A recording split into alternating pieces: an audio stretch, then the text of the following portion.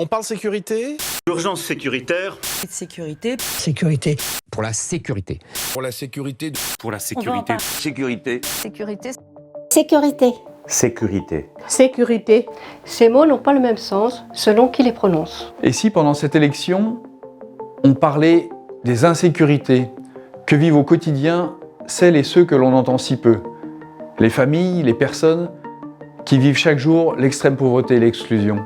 Cette France a un visage. Celui de 9,3 millions de personnes qui vivent sous le seuil de pauvreté. Celui des 3 millions d'enfants qui vivent dans des familles pauvres. Des 4 millions de personnes mal logées. Des 3 millions de chômeurs de longue durée.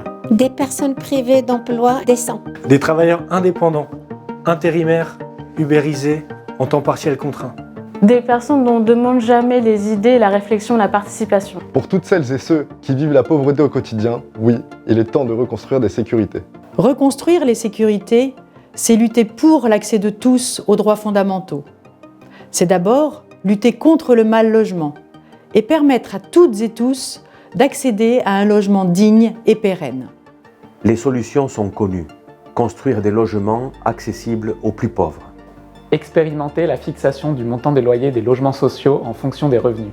Ou encore accélérer la lutte contre la précarité énergétique. Construire des sécurités, c'est permettre à tous d'accéder à un emploi décent. Avec l'expérimentation Territoire zéro chômeur de longue durée, nous avons montré que personne n'était inemployable et qu'il était possible de réorienter les coûts de la privation d'emploi vers la création d'emplois. Cette expérimentation et d'autres actions innovantes doivent pouvoir continuer en prenant le temps et les moyens de la participation de tous. Quand un jeune sur 5 vit en situation de pauvreté en France et que plus d'1 million d'entre eux ne sont ni en emploi ni en formation, il est également urgent de reconstruire des sécurités pour notre jeunesse. Afin que les jeunes puissent construire leur avenir sereinement, nous devons leur permettre d'accéder à un revenu digne et stable, avec le droit à un accompagnement de qualité, sans limite de temps et sans conditionnalité. Reconstruire les sécurités, c'est tout simplement assurer à chacune et à chacun l'accès effectif aux droits fondamentaux, dans un environnement sain. Logement digne et emploi décent. Mais aussi un revenu convenable d'existence. École où chaque enfant apprend. Droit de vivre en famille.